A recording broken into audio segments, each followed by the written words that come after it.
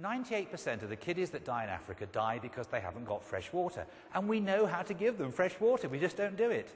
That's shaming, and so is shaming the way that our industry, our security industry, all these vendors that you're seeing are providing wonderful services, but they're not being implemented because people aren't just being brought along with it.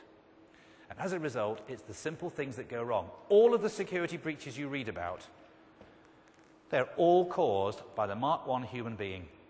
They are not caused by technology failures. And they happen despite the money that the organizations have spent on IT security. And it's because that missing link, the person, the human factor, the user, the employee, doesn't have sufficient training and awareness.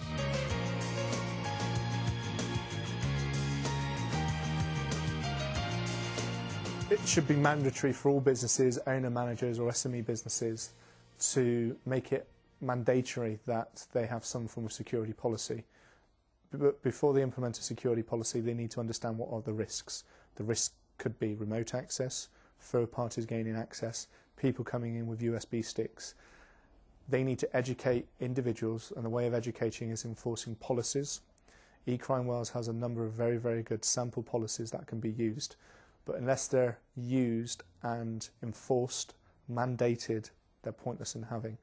And at the same time, training, education, which eCrime Wales is here to do, should be used as well the whole time.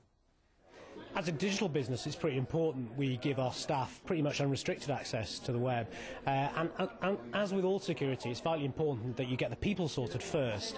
The technology can only present barriers, necessary barriers, sometimes stop people doing things they shouldn't. But we try and start with the culture first, and hopefully that sets them up to know what's right, what's wrong, what they can do, what they shouldn't do, what they should avoid, and what they should look for when dealing with the web. So it tends to be very much starting with the people first, and they tend to follow instead of just imposing, Iron Curtain legislation on them from the outset. If you take, for example, social networking, which is a fairly recent phenomenon, it's something that young people now are very much used to dealing with. They have networks of friends, people that they don't even meet in real life, and they want to bring that into the business world.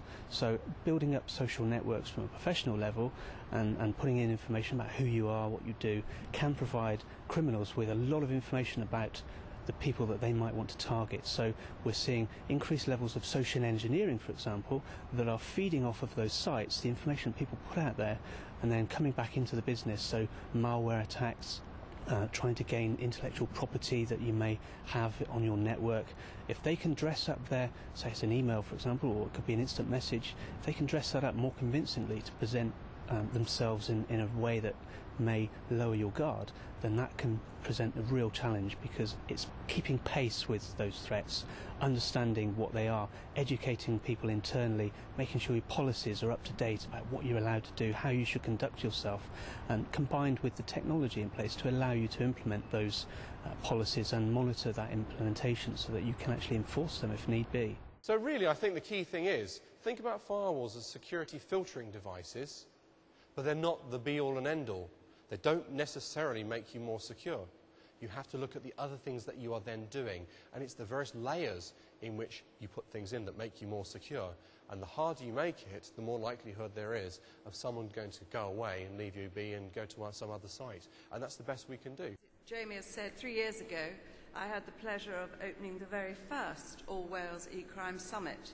That was well attended, but I'm absolutely delighted to see even more people here today, over 450 delegates. And I think that reflects both the growth of e-technology and the recognition of its vulnerabilities. The risk of e-crime to the owner-manager, the SME, the small business in Wales is immense. People believe that they're secure when they're not. They believe IT solves the security problem, and it doesn't. So the awareness that eCrime Wales is bringing to the SME and owner managers is immense, and making people aware.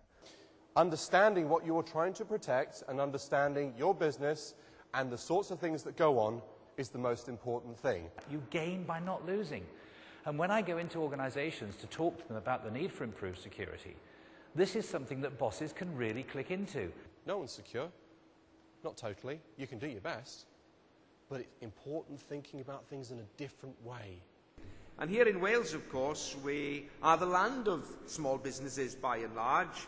We are a nation of SMEs, and we have around 190,000 businesses. That's one reason why we take e-crime very seriously indeed.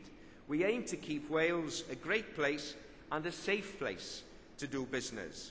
And business in this century increasingly means e-business. We've got to get the message out to SMEs that there is now a capability, that there is now, and the Welsh Assembly Government have been fundamental, in fact, in promoting, inspiring and giving leadership on this through the e-crime steering group, that there is a knowledge awareness developing, and we can tell SMEs, help them where to go so that they understand the threat and actually know where to go do something about it. And that's key, isn't it?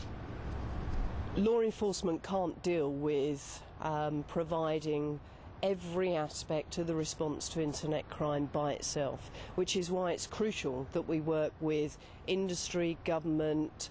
Everybody needs to be joined up, bringing their part of the jigsaw to addressing this internet crime problem, both within the UK and our international engagement.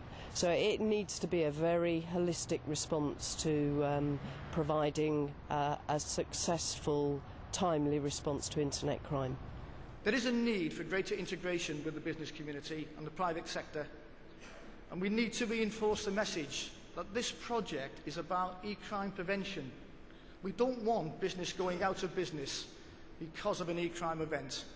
What we're trying to do is forewarn you of the threat, allow you to take stock, and allow you some support, free help and advice from government experts, from the police service, from the private sector, where you can go to and keep yourselves in business. This is about prevention.